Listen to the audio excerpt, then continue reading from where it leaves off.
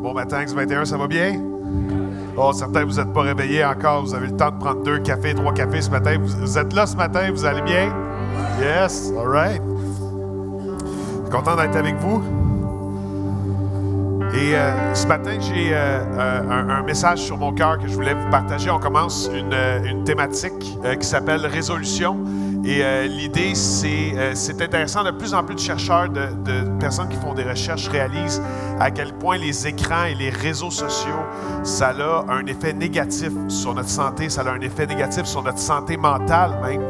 Et en fait, Sherbrooke a lancé un défi la semaine passée que je trouvais intéressant. C'était de déconnecter pour mieux connecter. Donc, déconnecter nos écrans pour connecter sur ce qui est vraiment important.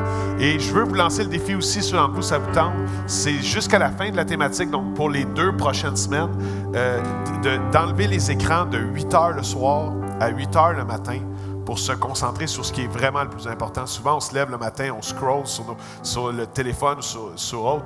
Je vous lance le défi de 8 heures le soir à 8 heures le matin à prendre côté des écrans. Il y a un pasteur que j'aime beaucoup qui disait, c'est un pasteur qui est actif dans les années 80-90, et il disait, si la plus grande source de réveil, dans mon opinion pour l'Église, ce serait si les gens échangeaient le temps qu'ils passent sur des écrans avec le temps qu'ils passent en prière, et s'ils pouvaient juste échanger les deux, l'Église avancerait d'une façon sans pareille, on vivrait un réveil incroyable. Et je crois que c'est vrai aussi. Donc, je vous lance le défi.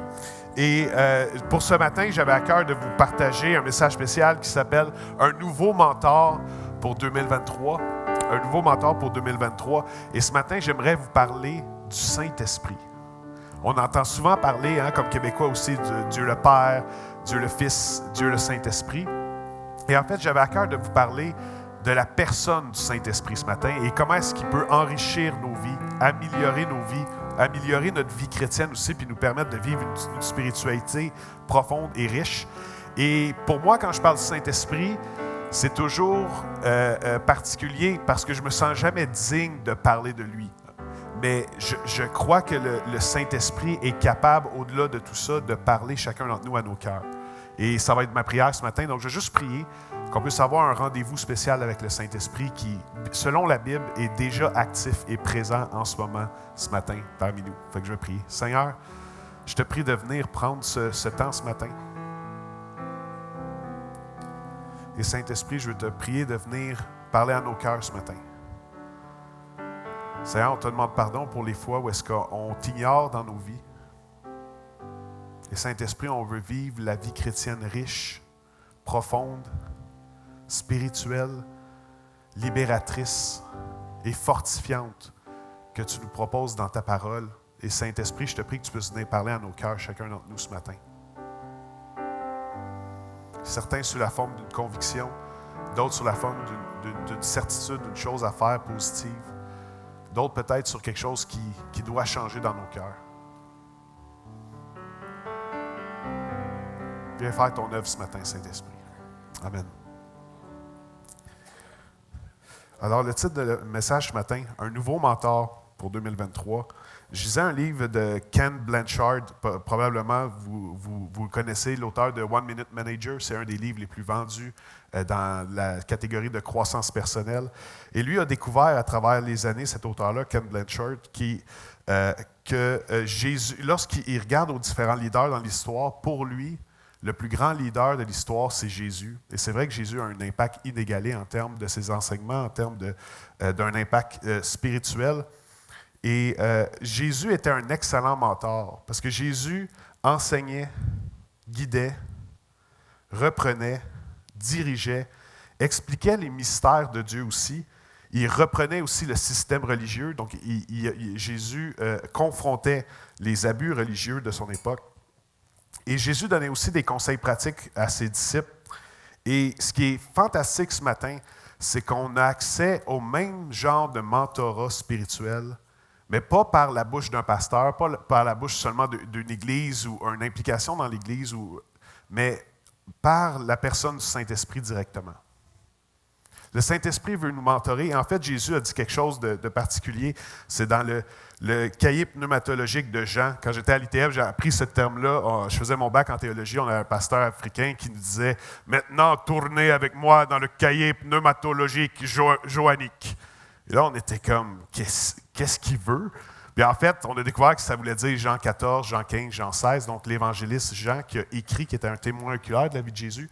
Donc Jean 14, Jean 15, Jean 16, où est-ce que Jésus va parler du Saint-Esprit. Donc c'est le cahier pneumatologique. Pneumatologique, ça veut dire qu'il parle du Saint-Esprit.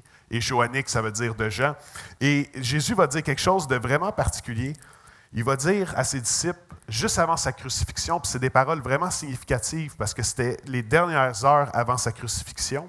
Jésus, dans ses derniers moments avec ses disciples, il a dit « Il est avantageux pour vous que je m'en aille. » Là, ses disciples étaient complètement désemparés. Ils étaient présents avec Jésus, ils ont marché avec Jésus, ils ont été très actifs un peu partout en Galilée avec Jésus pendant 3 ans et même plus loin comme territoire. Et là, Jésus leur annonce qu'il doit partir à un endroit où est-ce qu'eux ne peuvent pas les suivre. Mais Jésus leur dit « Hey, c'est avantageux pour vous que je m'en aille. » Et là, les disciples ont de la misère à comprendre. Et Jésus leur explique, il dit, en effet, si je ne m'en vais pas, le défenseur ne viendra pas vers vous. Mais Jésus leur dit, si je m'en vais, je vais prier mon Père et lui va vous envoyer son Saint-Esprit. Et Jésus, malgré l'impact inégalé qu'il y a eu dans son ministère, dit quand même que c'est mieux qu'il s'en aille, qu'il soit plus visible, qu'il soit plus physiquement présent avec eux, qu'il soit plus là pour les mentorer, parce que le Saint-Esprit va venir et il va faire ce travail-là. Alors, quand je vous parle d'un nouveau mentor pour 2023, j'aimerais vous encourager à considérer, à revisiter le rôle du Saint-Esprit dans nos vies personnelles en tant que croyants ou même non-croyants. Et si tu es ici pour les premières fois ce matin, peut-être que ça va être la première fois que tu vas entendre parler du Saint-Esprit comme ça. Tu vas voir, le Saint-Esprit ne veut pas juste nous accompagner dans une vie spirituelle de prière, de jeûne ou des choses comme ça. Le Saint-Esprit veut nous aider dans notre vie concrète aussi. Je vais vous donner des exemples ce matin. Donc, une des fonctions du Saint-Esprit dans nos vies, c'est qu'il nous permet de vivre des révélations et d'expérimenter la beauté de l'Évangile. On l'a vu la semaine passée. L'Évangile, c'est complètement contraire à la philosophie religieuse. La philosophie religieuse, un peu partout dans le monde, c'est de performer puis de faire des choses pour s'approcher de Dieu. Mais la beauté de l'Évangile, qui est le centre de la Bible, c'est que Dieu a tout fait et que Jésus est descendu vers nous. Donc, ce n'est pas qu'est-ce que je peux faire pour m'élever vers Dieu, c'est qu'est-ce que Dieu a déjà fait pour descendre vers moi. Et ça, c'est complètement révolutionnaire. Et le Saint-Esprit nous permet de sortir de nos dynamiques religieuses pour expérimenter la profondeur de ce message-là. C'est beaucoup plus qu'une religion. En fait, Jésus n'a jamais prêché une nouvelle religion. Il a prêché un nouveau royaume puis un nouveau type de relation avec Dieu. Il y a un verset, Osée 6.6, qui va apparaître à l'écran, qui revient constamment dans le Nouveau Testament, puis aussi dans l'Ancien, que Jésus a lui-même repris. Ça dit, en effet, c'est Dieu qui parle au nom d'un prophète, Osée, « Je prends plaisir à la bonté et non au sacrifice, à la connaissance de Dieu plus qu'aux holocaustes. » Et ça, c'est quelque chose qui m'a longtemps travaillé parce qu'on voit ce thème-là qui revient beaucoup dans les Écritures. Ce que ça veut dire, en fait, c'est que les sacrifices qu'on voit, les sacrifices, c'est des actes religieux qu'on fait pour les offrir à Dieu. Les holocaustes, c'est des actions aussi, c'était des sacrifices, c'était par exemple, de saigner un animal pour faire un sacrifice pour Dieu. Et Jésus reprend ce concept-là, il va dire que Dieu préfère la bonté au sacrifice, puis la connaissance de Dieu aux holocaustes. Et ce qui est intéressant avec ça, c'est que ça résume bien la dynamique religieuse versus la dynamique spirituelle authentique. L'être humain, on a tendance à faire des sacrifices, et même des fois dans notre milieu évangélique, il faut que tu lises ta Bible plus. Il faut que tu pries plus. Il faut que tu passes plus de temps avec Dieu. Il faut que tu viennes plus à l'Église pour chanter. Et c'est comique parce qu'un des prophètes proches d'Osée, qui était Ésaïe, décrivait à un moment donné la pensée de Dieu, puis il disait au nom de Dieu, Dieu disait, je suis tanné de vos chants. Je suis tanné de vos prières. Je suis tanné de vos fêtes et de vos sacrifices. Parce que Dieu, ce qu'il veut, c'est une relation authentique avec nous, pas une performance religieuse. La performance religieuse, c'est l'inverse de la pensée de Dieu. C'est l'inverse de l'Évangile qui est le centre qui est le message. Et le Saint-Esprit nous permet de sortir de cette dynamique-là pour expérimenter une vie spirituelle qui est riche. Et même, j'aimerais vous dire que bibliquement, une vie spirituelle fructueuse chrétienne, c'est impossible sans le Saint-Esprit. Je vais aller une coche plus loin. L'apôtre Paul a dit, la lettre, en parlant des écrits sacrés, la lettre tue, mais l'Esprit vivifie. Ce que ça veut dire pour nous ce matin, que si la seule relation que tu as, ceux d'entre vous qui lisez la Bible, c'est de culpabilité, « Ah, je dois la lire plus souvent », Paul il dit, la lettre tue, mais l'Esprit vivifie. Et le Saint-Esprit peut nous aider à mieux comprendre les Écritures dans la mesure où est-ce qu'il vient nous inspirer et nous révéler le sens. C'est un esprit de révélation, entre autres le Saint-Esprit, c'est ce que la Bible enseigne. Et le Saint-Esprit est capable de nous révéler puis rendre nos temps avec Dieu très riches. Beaucoup plus loin que juste « Ah, j'avais un plan de lecture biblique, puis je suis en retard, puis je dois enrayer le côté de performance. » C'est ce que le Saint-Esprit veut faire pour nous aider à vivre une vie remplie avec lui. Un des plus grands mythes par rapport à la personne du Saint-Esprit, c'est que le Saint-Esprit serait seulement une puissance. Parce que souvent, dans la Bible, le Saint-Esprit est associé au fait d'être puissant. En fait, bibliquement, le Saint-Esprit et la personne manifeste, c'est l'œuvre du Saint-Esprit, c'est de manifester la présence active de Dieu dans le monde. Donc, le Saint-Esprit est actif, et même plusieurs théologiens vont dire que le Saint-Esprit est particulièrement actif dans le monde, mais aussi particulièrement dans l'Église. Et c'est le rôle du Saint-Esprit. Et un des plus grands paradoxes avec le Saint-Esprit, c'est que souvent, même dans les milieux chrétiens, on croit que c'est premièrement une puissance, que c'est premièrement un vent qui transforme. C'est une puissance qui peut amener des manifestations. Mais en fait, quand on regarde dans la Bible, on découvre que le Saint-Esprit, c'est d'abord et avant tout une personne. Et même une personne avec qui on peut avoir une relation et qui veut ardemment avoir une relation avec nous. Le Saint-Esprit ne veut pas qu'on soit juste là dans notre coin à performer plus, lire plus notre Bible. Non, le Saint-Esprit veut nous aider à vivre cette relation-là avec lui. Le paradoxe avec le Saint-Esprit, c'est la personne de Dieu la plus présente et la plus active dans ce monde, mais c'est souvent la plus ignorée aussi dans la majorité de nos églises. L'apôtre Paul va aller un peu plus loin en parlant du Saint-Esprit comme une personne. Il va dire même aux gens à qui il communique son message, les Éphésiens, n'attristez pas le Saint-Esprit. Et c'est dans un contexte où est-ce que Paul confronte le fait que plusieurs croyants disaient des paroles méchantes, des paroles mauvaises, qui étaient juste méchants avec les gens autour d'eux. Et Paul va leur dire, « Hey, arrêtez d'attrister le Saint-Esprit. » Ça veut dire qu'il y a certains comportements même qu'on peut avoir dans nos vies, que ce n'est pas pour se taper dessus ou être religieux, mais qui attristent le Saint-Esprit. C'est parce que le Saint-Esprit est premièrement relationnel. Je voudrais vous parler de 3 rôles du Saint-Esprit ce matin et de voir comment est-ce qu'on peut le découvrir ensemble dans nos vies personnelles. Le premier, c'est le rôle d'unifier. Le deuxième, c'est le rôle de nous fortifier. Et le troisième, c'est le rôle de purifier. Le Saint-Esprit veut nous aider à purifier nos vies. Maintenant, un des autres paradoxes par rapport au Saint-Esprit, c'est que souvent le sujet du Saint-Esprit, la personne du Saint-Esprit, l'œuvre du Saint-Esprit, ça a été un sujet de division dans beaucoup d'églises à travers l'histoire.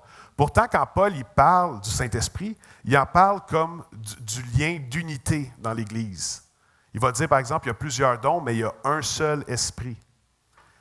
Paul va même dire dans certains passages, « Faites tous vos efforts pour conserver l'unité de l'esprit. » Donc, pour Paul, le Saint-Esprit rime avec unité. Et pourtant, souvent, l'Église se déchire à propos de c'est quoi notre conception du Saint-Esprit, c'est qui le Saint-Esprit, qu'est-ce que le Saint-Esprit peut faire dans nos vies. Et l'Église se déchire sur ces questions-là, alors que c'est censé être le lien de la paix, le lien d'unité de l'Esprit. Le Saint-Esprit veut nous unifier, il veut unifier son Église.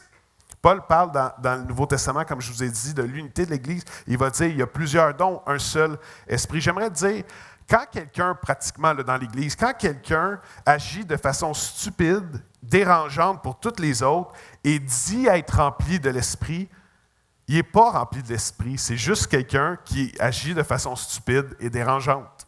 Aussi simple que ça. Un des critères d'authenticité du ministère de l'Esprit, c'est le bien commun pour les gens qui expérimentent le moment spirituel dans une salle. Trop souvent, les gens utilisent le Saint-Esprit pour des comportements dérangeants, exubérants, qui dérangent tout le monde. Et ça ne vient pas du Saint-Esprit. D'ailleurs, un des fruits de l'Esprit, c'est la maîtrise de soi.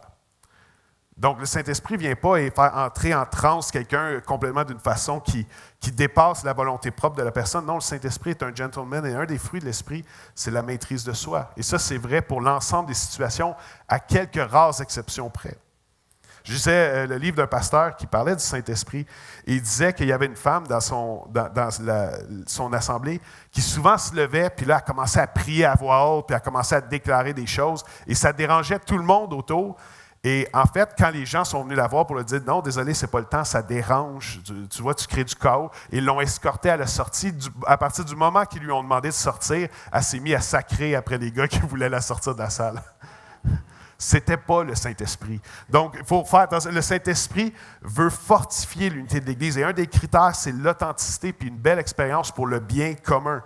Le Saint-Esprit veut nous unifier, mais le Saint-Esprit veut aussi nous fortifier. Dans Actes 1:8, et je vais faire un parallèle aussi, si vous êtes là pour les premières fois, vous n'avez pas eu beaucoup d'expériences religieuses, je vais faire des parallèles bientôt, concrètement, comment le Saint-Esprit veut vous accompagner aussi dans vos vies. Le Saint-Esprit veut te fortifier, il veut me fortifier, il veut nous fortifier en tant qu'Église aussi.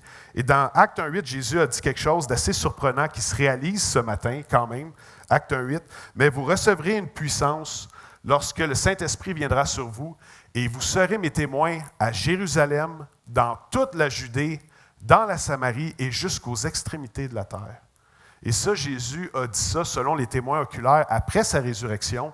Et ce qui est fascinant, c'est que ça se réalise aujourd'hui. Ce matin, on est quoi? Peut-être à peu près 150 au total. On est des personnes qui sommes réunies ce matin et c'est l'accomplissement de ce que Jésus avait dit, prédit il y a 2000 ans. C'est quand même hallucinant qu'aujourd'hui, à Magog, en 2023, il y ait des gens qui expérimentent une relation avec Christ 2000 ans plus tard. Donc, ce matin même, on est une réalisation des paroles de Jésus. Et je voulais vous dire aussi que le Saint-Esprit, des fois, on a une conception qui veut juste nous aider dans ce qui paraît spirituel. J'aimerais dire que le Saint-Esprit veut t'aider dans ta vie personnelle, dans tous les aspects de ta vie. On voit des fonctions particulières du Saint-Esprit dans la Bible, mais il ne faut pas oublier que dès le début de la Genèse, le Saint-Esprit a créé de l'ordre et de la beauté à partir du chaos. Et moi, j'aimerais dire ce matin, et je suis convaincu de ça, prends-le ce matin, le Saint-Esprit veut t'aider à mettre de l'ordre et de la beauté dans ta vie. Les Québécois, on a trop souvent vu l'Église ou le christianisme comme quelque chose qui détruit les vies, qui diminue les vies, qui enlève des choses aux gens. Mais le Saint-Esprit veut donner des choses à chacun d'entre nous. Et le Père veut nous donner une plus belle relation avec le Saint-Esprit. Je disais la semaine passée qu'un des beaux passages, moi, qui m'inspire, c'est quand Dieu dit que comme un bon Père, il veut déposer des belles choses dans nos vies. Bien, la version de Luc de ce passage-là, ça nous dit que Dieu, comme un bon Père, veut nous donner son Saint-Esprit. Il veut qu'on vive une vie riche. Et le Saint-Esprit, ce matin, désire t'aider à mettre de l'ordre et de la beauté dans ta vie. Je donne un exemple que ce n'est pas scientifique, mais je sais comment ça s'est passé. Quand je faisais mes impôts l'année passée, on avait une année très complexe fiscalement à cause d'un déménagement, vente d'un bien immobilier, tout ça. Et j'étais un peu débordé, je ne suis pas comptable de formation du tout, et je faisais mes affaires, j'envoyais les chiffres à mon comptable. Et je m'étais fait faire une opération laser aux yeux, et j'avais oublié d'inclure cette chirurgie-là, qui était quand même très coûteuse, dans mon rapport d'impôt, ce qui m'aurait donné ce qui m'aurait donné un très beau montant de retour d'impôt, puis j'avais juste oublié. J'avais oublié que ça, c'était déductible d'impôt. Et quand j'avais fini d'envoyer mes chiffres à mon comptable, il y a une petite voix à l'intérieur qui me disait « Prends tel livre dans ta bibliothèque, puis lis-le. » Puis j'étais comme « c'est un petit peu bizarre, mais je vais le faire. » J'ai pris le livre, j'ai ouvert, et ça parlait d'un pasteur qui s'était fait faire la chirurgie laser, et ça avait juste, le reste, je ne me souviens même pas pourquoi il parlait de ça, mais c'était un rappel pour moi, puis ensuite j'ai pu envoyer. Et mon point, c'est, des fois, on pense que le Saint-Esprit, c'est des manifestations incroyables, puis c'est vrai que ça peut être le cas. Mais le Saint-Esprit veut aussi nous aider, chacun d'entre nous, à mettre de l'ordre et de la beauté dans nos vies. Même dans les détails du quotidien, le Saint-Esprit est là et il veut nous aider. J'ai demandé à mon père, qui est un businessman intègre, mon père a eu une relation puis vraiment une expérience forte avec Dieu à l'âge de 25 ans à peu près. Et mon père, c'est un homme très spirituel, c'est un businessman, il a eu beaucoup de responsabilités dans sa vie. Et il m'a envoyé un témoignage suivant qu'il m'avait déjà raconté, puis je lui avais demandé de me le détailler. Donc, je vous le lis. Je parle du Saint-Esprit qui veut nous aider dans nos vies quotidiennes, puis qui veut nous aider aussi à mettre de l'ordre et de la beauté dans nos vies, qui veut nous fortifier. Mon père, son témoignage va comme suit. Nous sommes au début 2022. Je débute un nouvel emploi. Au même moment, c'est dans le secteur du bois, les Américains introduisent une taxe sur le bois d'œuvre qui causera la faillite certaine d'une de nos filiales. Les pertes après impôt auraient oscillé entre 6 à 8 millions. Plusieurs personnes auraient perdu leurs emplois. Mon patron de l'époque me regardait droit dans les yeux avec un regard menaçant et me disait que si cette entreprise faisait faillite, ça allait mal se passer pour moi. La pression était forte pour trouver un nouveau partenaire. Des négociations avaient débuté en janvier avec un partenaire potentiel, mais ces discussions tournaient en rond et nous étions rendus à la fin du premier trimestre. La pression montait. À ce moment-là, j'ai eu à cœur de contacter un autre partenaire potentiel dont le siège social était en Oregon, et ce, malgré le fait que les chances étaient très faibles que cela débouche sur quelque chose. Au moment où je composais le numéro de téléphone de mon contact, j'ai reçu d'un coup un flash, une certitude inexplicable, une ferme conviction que cette coentreprise verrait certainement le jour. Malgré les chances de réussite très faibles, cette nouvelle coentreprise a vu le jour avec ce nouveau partenaire potentiel. L'entente préliminaire a été signée en juillet 2022 et en avril 2023, après un agrandissement et l'ajout de nouveaux équipements, la production débutait, soit tout juste une année après la première rencontre avec ce nouveau partenaire, ce qui est vraiment inhabituel. L'investissement de départ a été remboursé en moins de 3 ans. Une deuxième usine a vu le jour et elle a procuré du travail à plus de 300 personnes dans une région du Québec. L'an dernier, cette coentreprise a été rachetée par l'un des partenaires pour un montant de 100 millions. Dieu a fait toutes choses bonnes. Dieu a vu ma détresse. Je me souviens, il était angoissé dans cette période-là. Dieu a vu ma détresse. Il m'a secouru et Dieu va intervenir dans ta propre vie. Prépare-toi à le voir agir. Et ça me touchait quand je le disais. Mon père m'a mis une petite ligne d'encouragement. Comme Dieu a vu ma détresse et est intervenu en créant une entreprise singulière, à combien plus forte raison Dieu peut-il le faire pour son Église ici même, à Magog? Car en plus, il a promis de bâtir son Église. J'aimerais dire que Dieu veut agir dans les détails, même des fois qui nous paraît insignifiants, il veut agir dans les détails de nos vies. Il veut vous aider à mettre de l'ordre et de la beauté. Et si les prochaines fois, au lieu de pogner les nerfs après vos enfants quand ils vous exaspèrent, vous pourriez juste prendre un temps de prière puis demander de l'aide de l'Esprit pour gérer une situation. Même chose pour les couples. Une des choses que le Saint-Esprit veut nous faire, c'est nous aider à mettre en pratique la parole de Dieu. Quand la Bible a un enseignement positif spirituel qu'on gagnerait à en mettre en application, mais qu'on n'y arrive pas, on n'arrive pas à le mettre en application, le Saint-Esprit veut nous aider à vivre la Bible et la réaliser et la mettre en pratique dans nos vies. Ce que j'avais sur mon cœur ce matin, c'est que des fois, on cherche des manifestations de l'Esprit, on cherche certaines choses avec le Saint-Esprit, mais pour certains d'entre nous, c'est des paroles aussi simples comme 1 Pierre 3,5 qui dit « Marie, prenez soin de vos épouses en prenant compte de sa nature plus délicate. » Et moi, je ne vois pas délicate comme faible, je le vois comme plus sophistiqué émotionnellement. Pour moi, la majorité des femmes sont plus sophistiquées émotionnellement et c'est la raison pour laquelle aussi, des fois, les femmes peuvent être plus sensibles dans certains enjeux de couple. Et l'apôtre Pierre, il va dire « Marie, prenez soin de vos épouses en prenant soin de sa nature plus délicate. Faites ceci afin que rien fasse obstacle à vos prières. » Moi, c'est un de mes versets de vie et le Saint-Esprit veut m'aider à être un meilleur mari pour Laurence. Mais le Saint-Esprit veut t'aider toi aussi à être un meilleur mari pour ton épouse, meilleur mari meilleur chum pour ta blonde, meilleur mari pour tes enfants aussi. Donc, le Saint-Esprit veut nous aider dans les détails de nos vies. Le Saint-Esprit veut nous unifier. Le Saint-Esprit veut nous fortifier. Et mon dernier point ce matin, c'est que le Saint-Esprit veut aussi nous purifier. Le Saint-Esprit veut nous purifier. Et lorsque le Saint-Esprit veut nous purifier, c'est pas parce qu'il se plaît à mettre le doigt sur des bobos, des insécurités, des blessures ou des choses qui sont de travers dans nos vies. C'est simplement parce qu'il veut nous aider à changer et il veut nous aider à améliorer nos vies. Le christianisme, dans son essence la plus pure, c'est une bonne nouvelle. Et un des aspects de la bonne nouvelle, c'est que la puissance même de Dieu veut nous aider à changer les patterns toxiques dans notre vie. Puis il veut nous aider à avoir des vies qui sont inspirées d'un endroit plus pur dans nos propres cœurs. Des fois, on a une tendance, on en voit beaucoup des activistes ces temps-ci qui veulent changer le monde, mais qui ont moins tendance à regarder même au travers puis à la toxicité dans leur propre cœur. Et c'est un concept aussi que Jésus a enseigné. Avant de confronter les ténèbres à l'extérieur de toi, commence à confronter les ténèbres à l'intérieur de toi.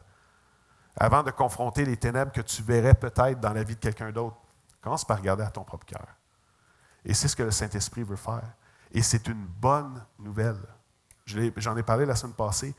Dans un langage chrétien, c'est que par la puissance de l'Évangile, le sacrifice de Christ à la croix, ce que Jésus a fait pour nous, il veut nous aider à transformer nos vies. Il veut nous aider à briser l'emprise du péché aussi dans nos vies. Ce que ça veut dire, c'est que le Saint-Esprit, ce matin, il veut nous aider à purifier nos vies. Je prenais une petite marche de prière cette semaine autour du bureau. Et sur une rue au centre-ville qui est un one-way, j'ai vu un gars sortir de la King puis s'en venir à contresens. Et moi, j'étais piéton et je le voyais en face. Et en fait, lui ne savait pas qu'il était dans un one-way qui était presque large comme sa voiture. Et il roulait carrément à contresens. Puis je me suis un petit peu... J'ai fait signe juste de dire... T'es pas dans le bon sens. Le one-way, c'est dans cette direction-là que tu es censé aller. Et lui, il m'a juste ignoré. Et il m'a fait un petit signe de la main. Un genre de ça. Je ne sais pas ce que ça voulait dire, mais bon. Et là, il y a des chars qui ont commencé à klaxonner. Il y a quelqu'un qui voulait rentrer sur la rue, que lui arrivait face à face. Moi, je le regardais. J'étais comme, j'espère juste qu'il ne va pas frapper personne. Puis le gars, il a continué. Il ne s'en est pas rendu compte. Puis ce que j'avais suggéré, il a juste... Mais des fois, on peut avoir cette tendance-là aussi avec le Saint-Esprit. C'est que Dieu veut nous montrer pour notre bien qu'est-ce qu'on peut faire, quel domaine de nos vies on peut changer de direction, dans quel domaine de nos vies on peut faire un 180. Et nous, on a juste tendance à l'ignorer. Et je pense que dans les dynamiques, parce que quand on vient à l'Église, on est toujours à notre meilleur, on est souriant, on est beau, on est bien habillé, tout ça. Mais dans notre couple, à la maison, avec nos enfants, dans notre bureau, avec nos collègues, avec notre patron, s'il nous tape ses nerfs, avec nos employés, avec les gens dans nos relations 360 au travail, le Saint-Esprit veut nous aider à purifier nos vies dans ce sens-là aussi. Il se soucie des moindres détails de nos vies. Il veut nous accompagner dans les détails de nos vies. Jésus a dit quelque chose d'intéressant dans Jean 16, 8. Dans ses derniers moments avec ses disciples, il décrivait le rôle du Saint-Esprit dans la vie des croyants, puis il a dit ceci. Quand il sera venu, il convaincra le monde en ce qui concerne le péché, la justice et le jugement. Maintenant, ça sonne sévère, ça sonne dur comme parole, mais en fait, si on prend le thème du péché qui est de manquer la cible étant d'aimer Dieu et aimer les gens, c'est que le Saint-Esprit veut nous aider à mettre de l'ordre et de la beauté dans nos vies. Et souvent, ce n'est pas notre rôle à nous d'identifier des choses dans la vie des autres, c'est d'identifier des choses dans notre propre vie. Billy Graham a dit ceci. C'est le travail du Saint-Esprit de convaincre, le travail de Dieu de juger, et c'est mon travail d'aimer. Et ça, c'est notre appel en tant qu'Église. Et moi, j'ai vu le Saint-Esprit faire à travers les années des choses extraordinaires. Par exemple, quand j'ai commencé à me consacrer plus à Dieu, quand j'ai vraiment vécu des expériences spirituelles, on avait un petit groupe de gars, de jeunes hommes, là, qu'on priait ensemble. On faisait du sport une semaine sur deux, l'autre semaine, on priait ensemble. Et je me souviens, il y a un gars qui a donné sa vie à Christ, qui a décidé de se faire baptiser. Et lui, il venait d'une autre région du monde. Il avait consommé beaucoup. C'était un gars qui était beaucoup dans le coke, très violent. Et c'était un peu gênant des fois parce que c'était difficile de sortir avec lui, faire une activité sans qu'il se pogne avec quelqu'un. Il réussissait toujours à avoir une bagarre ou un argument avec quelqu'un. C'était quelqu'un qui était très, très chargé émotionnellement, très, très bouillant. Puis pour une raison X, peu importe le contexte, là, il y avait toujours quelque chose qui arrivait. Et moi, j'ai vu ce jeune homme-là, à un moment donné, on n'avait jamais parlé de pornographie ensemble. Et je sais que c'était une emprise qu'il avait dans sa vie. Il était très, très dépendant à la pornographie. Et il est arrivé un jeudi soir, puis il a juste dit « Hey, c'est bizarre, les gars, mais j'ai prié, puis on dirait que je suis comme convaincu que je ne dois plus toucher à la pornographie. Puis aujourd'hui, avec des sciences sociales, on voit de plus en plus comment la pornographie a des effets néfastes sur l'individu, sur le couple, sur la famille. Et lui, c'était juste une conviction qui est arrivée comme ça, alors qu'on n'y en avait jamais parlé. Puis je peux vous dire qu'il y avait des plus gros problèmes dans sa vie encore, mais ça, il était juste comme une conviction. Pour moi, ça, c'est le rôle du Saint-Esprit. C'est le Saint-Esprit qui nous convainc en ce qui concerne le péché. C'est le Saint-Esprit qui nous aide à changer. C'est le Saint-Esprit qui nous aide pour notre propre bien et des gens autour de nous à changer pour le mieux. J'ai vécu une expérience forte. Ça va faire 12 ans maintenant. J'ai rencontré je ne veux pas le raconter au complet, j'en ai parlé en septembre passé. J'ai rencontré sur ma route un gars il sortait de prison, il était vraiment high, lui, il prenait beaucoup de speed. Il y avait un dossier criminel, il y avait une arme à feu illégal chez lui. C'était vraiment un drôle de moineau, là, puis il sortait tout juste de prison. Puis la façon qu'on s'est rencontrés, c'était vraiment particulier, puis je ne vais pas aller dans les détails, mais ce que je vous dis, c'est que ce gars-là, qui avait un cœur dur, ce gars-là qui avait une vie complètement en désordre, lorsqu'on est allé à l'église, qui était l'église Nouvelle-Vie à Longueuil, le simple fait de se rentrer dans le parking, de se parker, puis de rentrer dans l'église, pour une raison inexplicable, ce gars-là s'est mis à pleurer. Juste rentrer dans l'église, ce gars-là pleurait. Et ensuite, il a vécu un moment très fort, il a braillé tout le long. Puis c'est un gars qui était menaçant, c'était un gars qui était honnêtement méchant, agressif, même dangereux. Et pour une raison X, il fait juste rentrer il commence à entendre la musique, puis il se met à pleurer. Pour moi, ça, c'est le rôle aussi du Saint-Esprit. Et je le dis parce que certains d'entre vous, peut-être vous êtes là depuis quelques semaines, peut-être depuis quelques mois. Des fois, l'expérience qu'on vit à l'Église, c'est très, très émotionnel. Ça vient nous chercher, on ne sait pas pourquoi, on pleure, il y a quelque chose qui se passe, on voit les choses différemment. Il y a comme une douceur, il y a un amour qu'on reçoit. Ça, mes amis, c'est le ministère du Saint-Esprit. C'est le ministère du Saint-Esprit qui n'est pas juste Dieu le Père, Dieu le Fils, Dieu le Saint-Esprit. Non, le Saint-Esprit veut nous aider à faire des différences concrètes dans nos vies. Puis le Saint-Esprit veut nous communiquer l'amour de Dieu. Et certains d'entre vous, si vous êtes touchés quand vous venez ici, puis vous avez de la misère à comprendre pourquoi, c'est l'amour du Père, c'est l'amour du Fils, c'est l'amour du Saint-Esprit que le Saint-Esprit communique à votre propre cœur. L'apôtre Paul le dit comme ça. Je vous souhaite, par l'Esprit, de découvrir la hauteur, la largeur, la profondeur et la hauteur de l'amour de Dieu pour vous. Et c'est pour ça que des fois, dans l'Église, on vit des moments et on a de la misère, surtout quand on commence à venir à l'Église, à vivre pourquoi ça me touche autant, pourquoi il y a quelque chose dans la musique qui me touche autant, que je me sens différent. Ça, mes amis, c'est la beauté puis la pertinence du ministère du Saint-Esprit dans votre vie. J'aimerais inviter les musiciens à s'avancer, je vais finir dans un instant. J'étais touché dans ma semaine, dans les lectures, j'ai tombé sur un passage. La personne la plus influente spirituellement, même si on regarde à des données concrètes, c'est Jésus-Christ. On est quand même en 2023, après Jésus-Christ, il y a un impact inégalé sur notre histoire. Mais la personne qui a le plus propagé le message de l'Évangile, qui n'était pas un message religieux, qui était un message de transformation, d'espoir, que Dieu peut nous aider à remettre nos vies de côté. Dieu peut nous aider à faire des 180 dans des sphères de nos vies qu'on n'aurait jamais réussi par nous-mêmes. Et c'est par l'aide de son esprit. Celui qui a poussé ce message-là le plus partout autour de la Méditerranée, c'était l'apôtre Paul. Et j'étais touché de juste revisiter les passages qui parlaient de comment Paul a vécu une expérience tellement forte avec Dieu que sa vie a changé complètement. Et les Actes des Apôtres nous enseignent qu'au début, Paul venait d'approuver l'exécution du premier chrétien, qui était Étienne, qui est mort lapidé. Paul entrait dans la maison des chrétiens, donc il n'y avait même pas de droit à la vie privée. Paul, en tant qu'intégriste religieux judaïque, donc c'était une branche radicale de la foi juive, en tant que représentant religieux puis très zélé, il rentrait dans les maisons, puis les premiers chrétiens, il les jetait en prison. Et Paul avait reçu des lettres de son patron dans la synagogue pour pouvoir arrêter les chrétiens dans une ville qui s'appelait Damas. Et Paul est en route vers Damas et il y a eu une apparition. Lui qui était un des pires ennemis du christianisme, lui qui venait d'approuver l'exécution d'Étienne, lui qui respirait le meurtre et la menace contre l'Église que les textes nous disent, il y a eu une apparition sur la rue de Damas. Et il n'a rien mangé, il n'a rien bu. Il y a eu une vision de Jésus-Christ. Il y a eu un dialogue avec la personne de Jésus-Christ, comme certains d'entre vous, peut-être, c'est déjà arrivé. Et il est tombé au sol. Et ensuite, quelqu'un est venu prier pour lui, un homme qui s'appelle Ananias, et il lui a dit, « Mon frère, le Seigneur m'a envoyé pour que tu sois rempli du Saint-Esprit. » Jusqu'à là, Paul avait juste connu la religion, puis même une religion fondamentaliste. Il avait juste connu l'extrême religieux, le zèle religieux, la performance religieuse, la meilleure éducation religieuse. C'est tout ce que Paul avait connu jusque-là.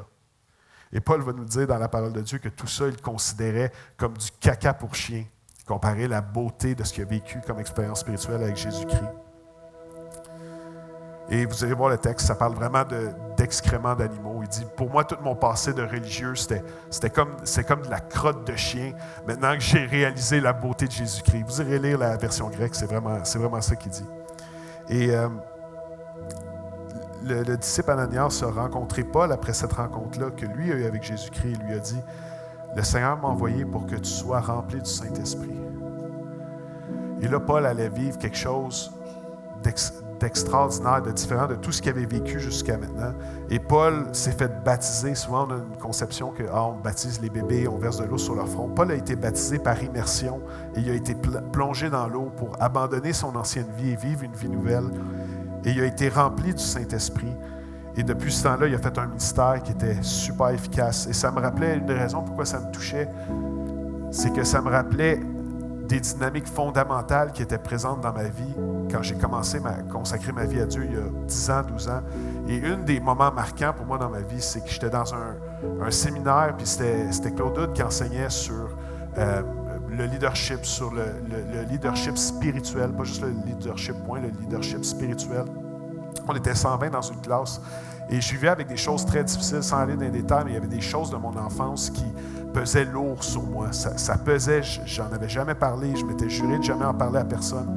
Et en fait, je me souviens encore que Claude avait interrompu son message puis avait juste dit « J'ai quelque chose qui me travaille puis j'ai l'impression que je dois vous raconter quelque chose. » Puis il a raconté comment lui, dans ses premières années de ministère, il avait été mis dehors de son église. La première église où il avait travaillé, il a été mis dehors parce qu'il avait été violent dans un événement à Montréal. Il était censé, le dimanche matin, enseigner à une panoplie de pasteurs ou le dimanche après-midi. Et il est revenu de cette altercation-là à Montréal avec un œil au beurre noir. Il pouvait pas et finalement, ils l'ont congédié. Peut-être pour des bonnes raisons, mais il a été congédié. Et là, pour lui, c'était un moment de nuage noir. Et je me souviens encore de sa parole qui disait... Et moi, à partir du moment qu'il disait, il y a quelque chose que j'ai à cœur de vous communiquer, je savais qu'il y avait quelque chose qui était pour moi là-dedans.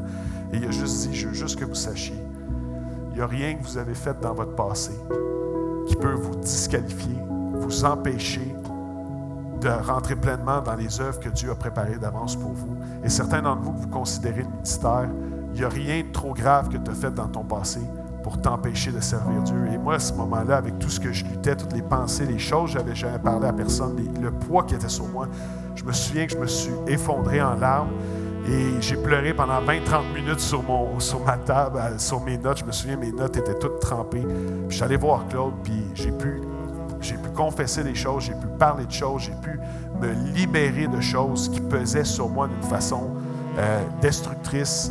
Et ça a été ça pour moi un des débuts du ministère. Une des raisons pourquoi je vous raconte ça, c'est que j'étais dans la prière dans mon bureau mercredi matin et je me souvenais de cet événement-là et ça me rendait profondément triste parce que vous savez, c'est quoi une des dynamiques de base qui était dans mon ministère au début? C'est Seigneur, j'ai de la misère à parler en public, ça me stresse. Une fois, la première fois que j'ai parlé en public, j'ai failli perdre connaissance, j'avais fait de l'anxiété toute la journée. Mais ma conviction, c'était Saint-Esprit, tu es avec moi. Si je peux juste te faire confiance puis aller parler au nom de Christ, je sais que toi, Saint-Esprit, tu vas faire ton œuvre. Et Seigneur, j'ai besoin de toi dans tous les domaines de ma vie. Saint-Esprit, j'ai besoin de toi pour porter du fruit. Je sais que je ne peux pas y arriver par moi-même. Et ce qui me touchait là-dedans, c'est que vous savez, des fois, comme chrétien, comme Église, comme même Axe, Magog, on peut en venir à croire que c'est par nos propres forces qu'on va faire avancer l'Église. Mais j'aimerais vous dire, le christianisme, ce n'est pas quelque chose qu'on fait avancer par nos propres forces. C'est le Saint-Esprit qui veut se servir de nous dans la mesure où est-ce qu'on est disponible. Mais ce n'est pas un effort humain. Est-ce que ça se peut que tu te sois résigné à vivre la vie chrétienne avec tes propres efforts humains, en oubliant la beauté que le Saint-Esprit veut déposer dans ta vie? La beauté spirituelle aussi. Le christianisme fructueux, beau, authentique est impossible à vivre sans l'œuvre et la personne du Saint-Esprit. Alors, on va faire quelque chose d'un petit peu différent ce matin. Au lieu de commencer à chanter tout de suite, on va prendre 4 minutes. Puis à tous ceux qui nous suivent sur YouTube en rediffusion plus tard, on vous dit bye et merci d'avoir été avec nous. Et on va vivre un moment maintenant, juste nous autres ensemble, un temps de prière, un temps de méditation. Et j'aimerais vous inviter à demander au Saint-Esprit de vous parler. Parce que le christianisme, ce n'est pas une religion morte. Et même si tu es là pour les premières fois, tu peux demander, Saint-Esprit, est-ce que ça se peut que tu aies quelque chose dans ma vie, de l'ordre, de la beauté, quelque chose à purifier, une zone de ma vie où est-ce que tu veux me fortifier, où est-ce que tu veux